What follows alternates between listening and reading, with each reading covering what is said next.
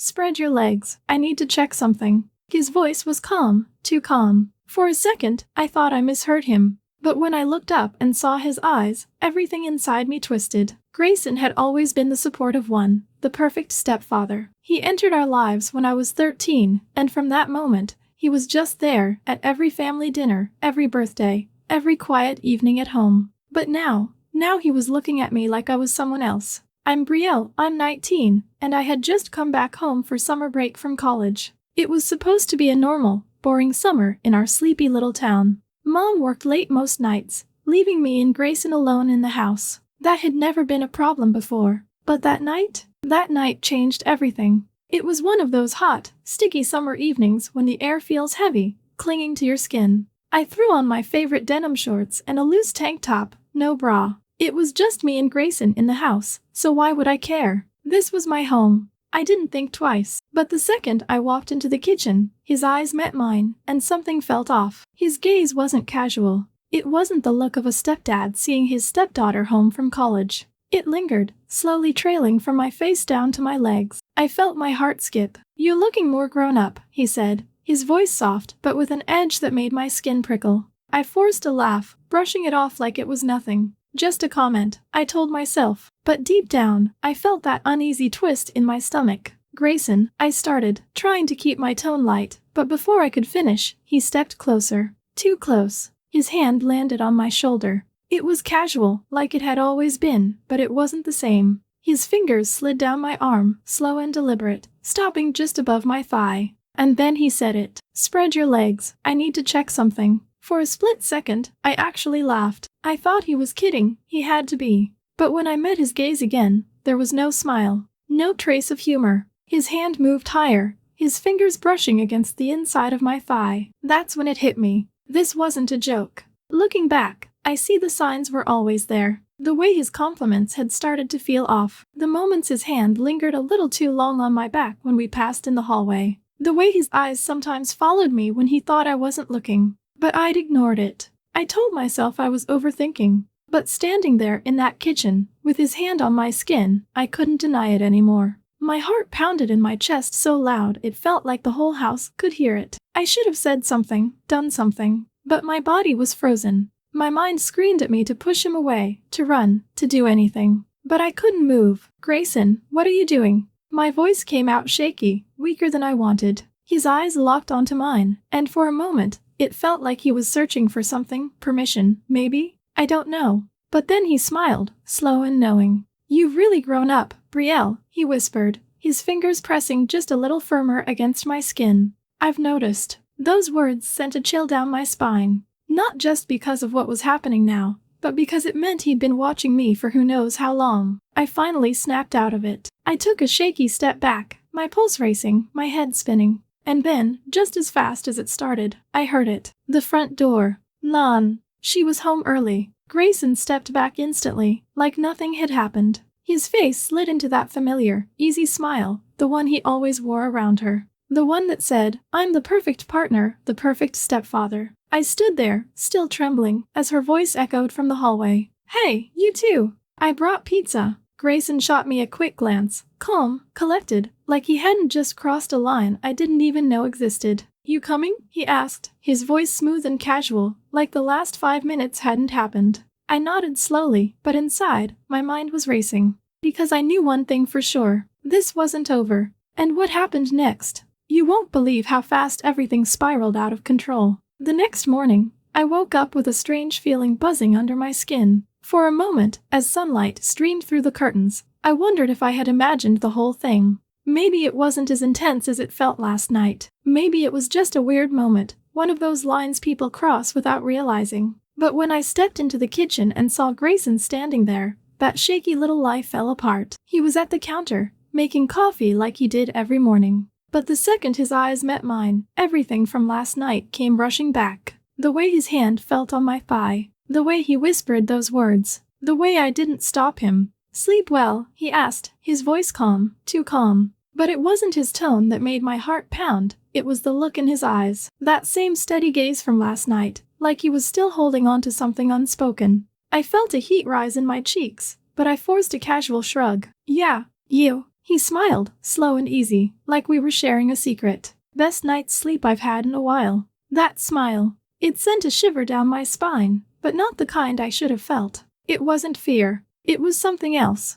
Something I wasn't ready to admit. The whole day felt like walking on a tightrope. I tried to stay busy, acting like nothing had changed. But everything had changed. Every time I passed him in the hall, every glance across the room, it was there. That unspoken tension humming between us like electricity in the air. By the time evening rolled around, I was exhausted from pretending. I stayed in my room, scrolling through my phone, trying to distract myself. But then I heard his voice from downstairs. "Brielle, I'm heading to the store. Wanna come?" I hesitated. I should have said no. I wanted to say no, but my feet were already moving before I could think it through. There was a part of me that was curious, a part that wanted to see if last night had been a fluke or something more. When I got downstairs, he was already by the door, keys in hand. He looked at me with that same cool, collected expression, but his eyes, they told a different story. The car ride was quiet, but not uncomfortable. The kind of silence where words aren't necessary because everything's already been said.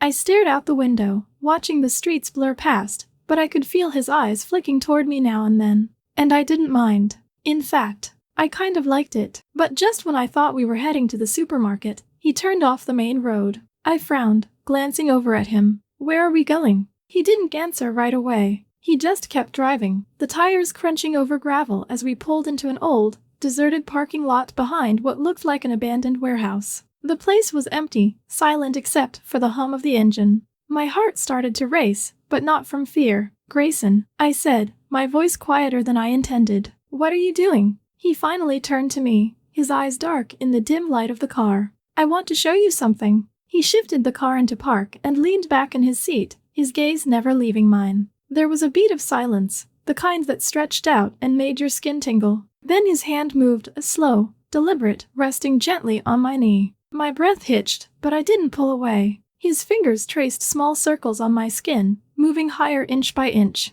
My heart was pounding so hard I could feel it in my throat, but I didn't stop him. I couldn't, because the truth was, I wanted this. I turned my head to look at him, meeting his gaze head-on. For a moment, neither of us said anything. The tension between us thickened, pulling us closer like gravity. "You've been thinking about this too," he murmured, his voice low and rough. I didn't deny it. I couldn't. Instead, I let out a shaky breath, my pulse racing as his hand slid a little higher. But just when I thought something was going to happen, when I felt like we were about to cross that invisible line, he stopped. Grayson pulled his hand back, his eyes still locked on mine, a smirk playing at the corner of his lips. "Let's get those groceries," he said softly, like nothing had happened. The drive back home felt even heavier. We didn't speak, but we didn't need to. The air between us was thick with everything we weren't saying. Every glance, every brush of his hand when we passed something to each other, it was all loaded with the same question. What the hell are we doing? But the truth was,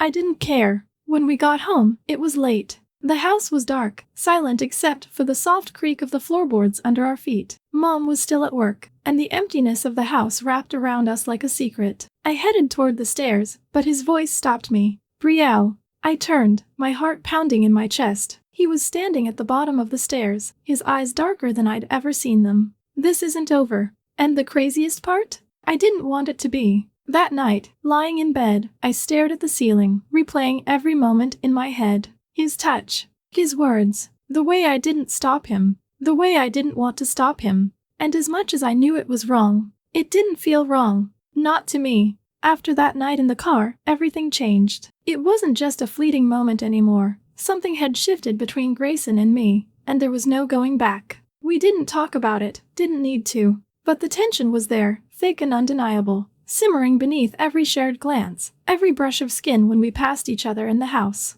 During the day, we played our roles. He was the perfect stepfather, and I was just the college daughter home for summer break. But at night, it was different. We found moments to steal, quick touches when Mom wasn't looking, silent looks that lingered a little too long. It felt dangerous, and maybe that's why I didn't stop it. A few days later, Mom asked if I could help her with some shopping in the city. I agreed, even though I felt Grayson's eyes on me the whole time she was talking. As I grabbed my purse, I felt him move closer. It wasn't obvious, just enough to make sure I felt the heat of his presence behind me. Then, as I turned to leave with Mom, he winked. My heart skipped. It was a small gesture, something so simple, but it sent a rush through me that I couldn't ignore. Walking through the crowded streets downtown with Mom, I tried to focus on the normal things. She talked about work, about some new project at the clinic, but I could barely hear her over the sound of my own thoughts. My mind kept replaying the way Grayson's hand had felt on my skin,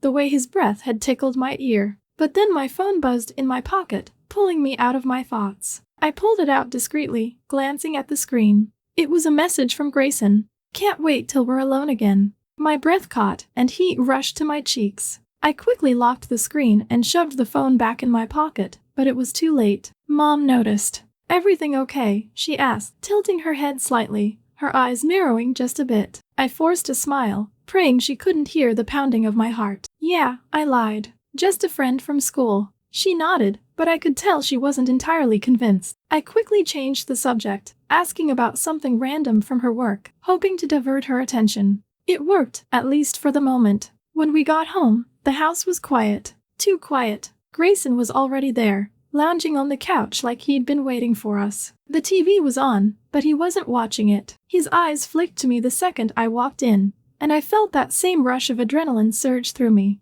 Mom headed upstairs to take a shower, leaving us alone in the living room. I tried to act normal, moving toward the kitchen like I was going to grab some water, but before I could even take a step, I felt him behind me. His hand slid onto my hips, firm and familiar, pulling me back against him. His breath was warm against my ear as he whispered, "Did you think about me?" I didn't answer. I didn't need to. The way my body reacted, the way my heart raced, the way I leaned into his touch, said everything. His hands moved slowly, tracing the curve of my waist, sending chills down my spine. I knew Mom was just upstairs, the sound of the shower running faintly in the background, but that only made it worse. Made it better. I turned slightly, just enough to meet his gaze. His eyes were dark, filled with something I couldn't quite name. Desire? Possession? Maybe both. "We can't," I whispered, but my voice lacked conviction. His lips brushed against my ear again. "But you don't want me to stop." And the truth? I didn't. Later that night, after Mom had gone to bed, I lay in my room, staring at the ceiling. My heart was still racing, my skin still tingling from where he'd touched me. I knew this was spiraling into something dangerous, something we couldn't control. But every time I thought about stopping it, that same thrill surged through me. I didn't want it to stop, but deep down, I knew we were playing with fire, and it was only a matter of time before we got burned. Another day passed, but the tension didn't fade, it only grew thicker, heavier. Grayson acted like nothing had happened. Around Mom, he was still the same attentive, supportive partner. He helped with dinner, asked about her day, laughed at all the right moments. But between us, things were different. Our eyes met too often, lingering longer than they should. His touch, even the most innocent, seemed to burn. A hand on my back as I passed by, fingers brushing mine when we reached for the same plate, small, subtle moments. But each one felt loaded with unspoken words. It had turned into a silent game, and the further it went, the more I felt like I was losing control. One evening, Mom suggested we have dinner at her friend's house. It was an easy out. I could have gone, distanced myself, tried to reset whatever was happening between me and Grayson. But instead, I lied. "I'm feeling a bit tired," I said, offering a weak smile. "I think I'll just stay in tonight." Mom gave me a concerned look but didn't push. "All right, honey. There's leftovers in the fridge if you get hungry." As soon as the door closed behind her, the silence in the house felt deafening. I sat in the kitchen, pretending to scroll through my phone, but my mind was racing. I told myself I stayed to figure things out, to clear my head. But deep down, I knew I was waiting for him. It didn't take long. I heard the quiet creak of the floorboards behind me, the soft, deliberate sound of his steps as he entered the kitchen. "You look deep in thought." Grayson's voice broke the silence, low and calm as he came to stand beside me. His hand settled on my shoulder, light and familiar, like it was nothing. But it wasn't nothing. The warmth of his touch spread through me, sending a ripple down my spine. I swallowed hard, gathering every ounce of courage. "Grayson," I said quietly, finally turning to face him. "We need to stop this." I didn't know what I expected. Maybe anger, maybe guilt, but all I got was a small, knowing smile. He tilted his head slightly, his eyes steady on mine. "You wanted this, Brielle," he said softly. "We both know this isn't just some accident." His confidence was unnerving, and the worst part? He wasn't entirely wrong. I took a step back, trying to create some space to clear my head, but he moved forward, closing the gap before I could even breathe. And then, the doorbell rang. The sharp sound sliced through the tension like a knife. We both froze. My heart was pounding so hard I thought it might explode.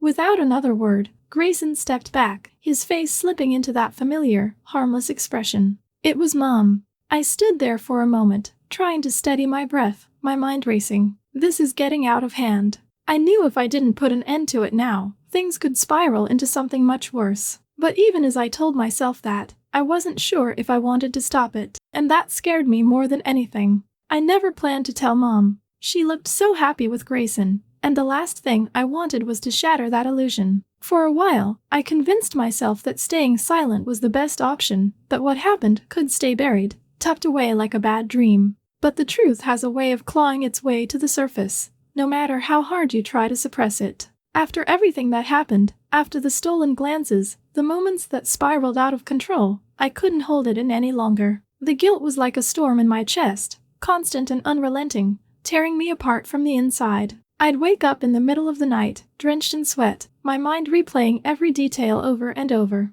I wasn't just carrying my own guilt, I was carrying his too, and it was crushing me. One evening, after Grayson left for a business trip, I knew I couldn't avoid it any longer. It was just me and Mom, sitting at the kitchen table. The air between us felt heavier than usual, like she could sense something was wrong even before I opened my mouth. She was sipping her tea, scrolling through her phone, completely oblivious to the war raging inside me. "Mom," my voice came out barely above a whisper, but it was enough. She looked up instantly, her eyes narrowing as she set her cup down. "What is it, Brielle?" I stared at the grain of the wooden table, tracing invisible lines with my fingertip. My throat felt tight, my heart pounding so hard it echoed in my ears. For a split second, I thought about backing out, pretending everything was fine. But the words were already there, heavy on my tongue. "I need to tell you something." Her expression shifted, concern deepening the lines around her eyes. "What's wrong?" I took a deep breath and told her everything.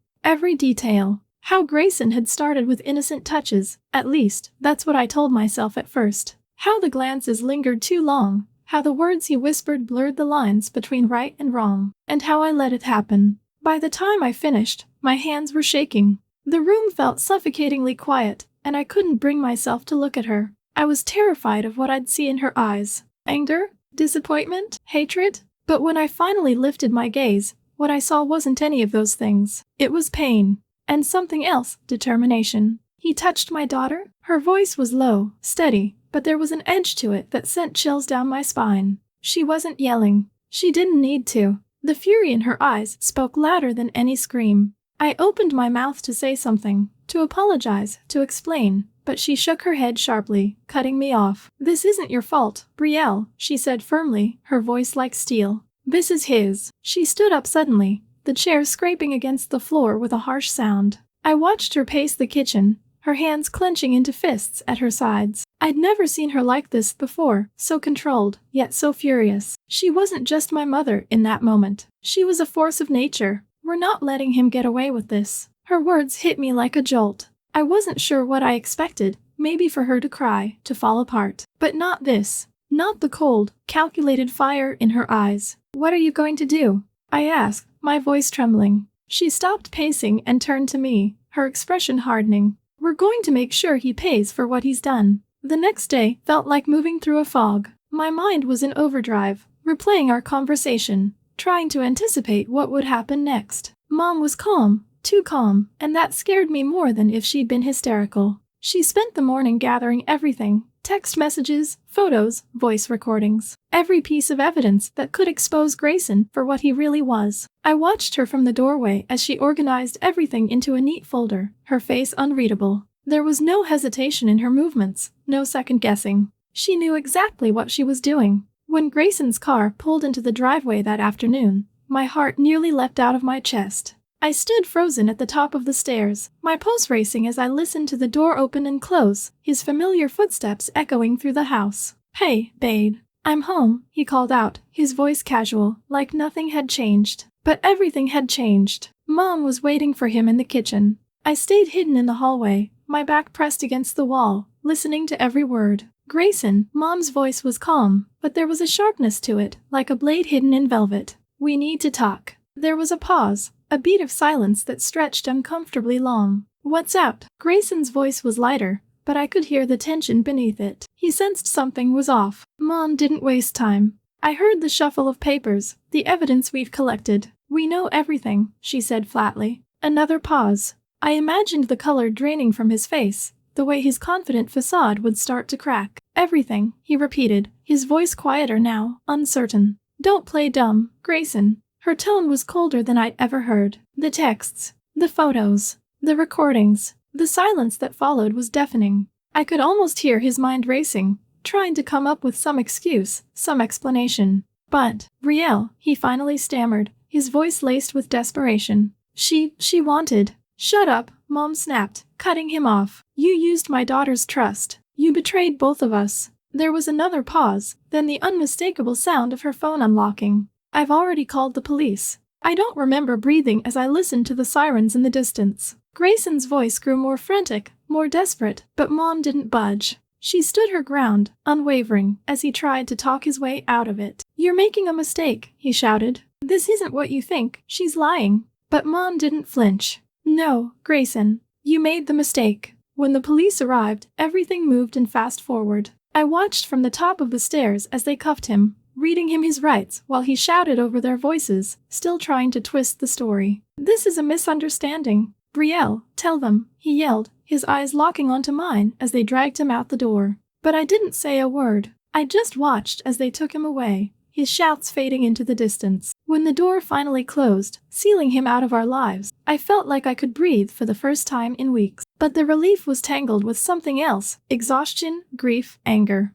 It was all there, swirling inside me like a storm. Mom turned to me, her face softening for the first time since I told her everything. She crossed the room and pulled me into her arms, holding me tightly. I buried my face in her shoulder, letting the tears fall freely. It's over, she whispered, her voice shaky but strong. We're safe now. But even as she said it, I knew the scars would linger. Trust doesn't heal overnight. But as we stood there, wrapped in each other's arms, I realized something important. We weren't broken. We had survived. The days that followed were a blur of police reports, therapy sessions, and difficult conversations. It wasn't easy, but we faced it all together. And with each passing day, the weight on my chest grew lighter. One night, as we sat on the couch watching some mindless TV show, Mom reached over and squeezed my hand. We'll get through this, Brielle, she said softly. We already are. I nodded, a small smile tugging at my lips. She was right. We were getting through it. Because no matter what life threw at us next, I knew one thing for sure. We'd face it together,